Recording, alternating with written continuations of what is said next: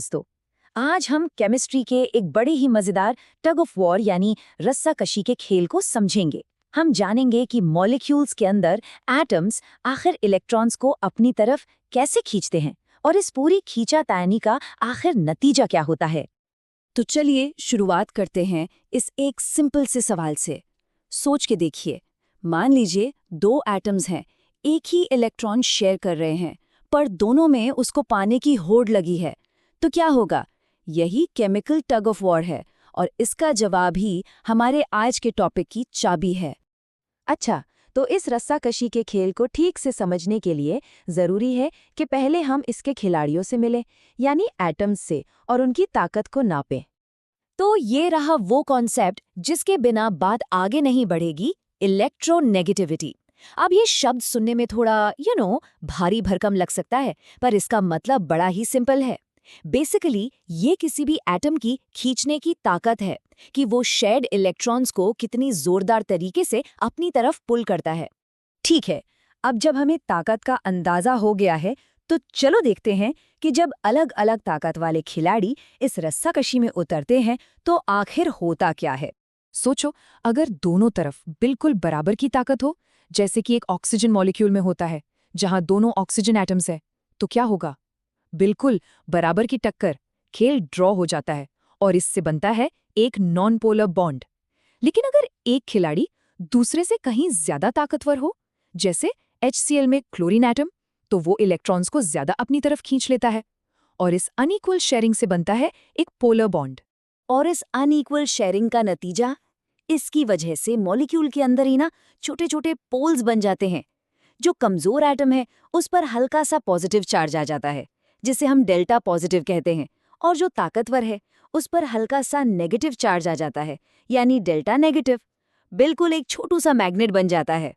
Okay, तो polar bond का मतलब मॉलिक्यूल भी पोलर है ना? सिंपल, पर इतनी जल्दी नहीं। यहाँ पर एक बहुत बड़ा ट्विस्ट है, क्योंकि असली फैसला तो मॉलिक्यूल का ओवरऑल शेप करता है। Shape is the key.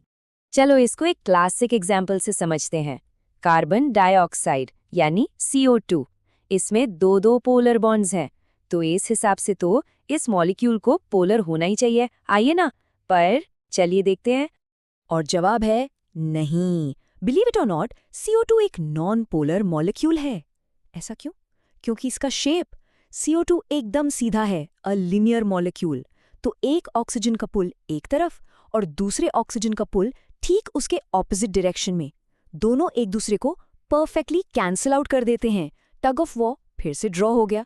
लेकिन अब देखिए पानी का केस, यानी H2O। ये बहुत इंटरेस्टिंग है। इसका शेप लिनियर नहीं बल्कि बेंट है, थोड़ा सा मुड़ा हुआ, और इसी बेंट शेप की वजह से दोनों OH बॉन्ड्स का जो पुल है वो कैंसिल नहीं होता बल्कि जुड़ जाता है। इससे एक ओवरऑल यानी नेट पुल बनता है, जिसे हम कहते हैं नेट डाइपोल मोमेंट। और बस यही चीज पानी को एक पोलर मॉलिक्यूल बनाती है। ओके, अब एग्जाम की बात करते हैं। चलिए उन आम गलतियों पर फोकस करते हैं जो स्टूडेंट्स अक्सर इस टॉपिक में कर जाते हैं, ताकि हम उनसे बच सकें। तो सबसे जरूरी बात जो याद रखनी है वो ये है, पोलर बॉन्ड्स का होना कहानी का सिर्फ एक हिस्सा है। असली फैसला तो मॉलिक्यूल के 3D शेप, उसकी ज्योमेट्री से होता है। इसीलिए बॉन्ड देखने के बाद शेप देखना कभी मत भूलना। चलिए अब इस पूरी कहानी का एक फटाफट रिकैप करते हैं और साथ ही कुछ ऐसी ट्रिक्स सीखते हैं जिससे एग्जाम में पोलैरिटी पहचानना बिल्कुल आसान हो जाए।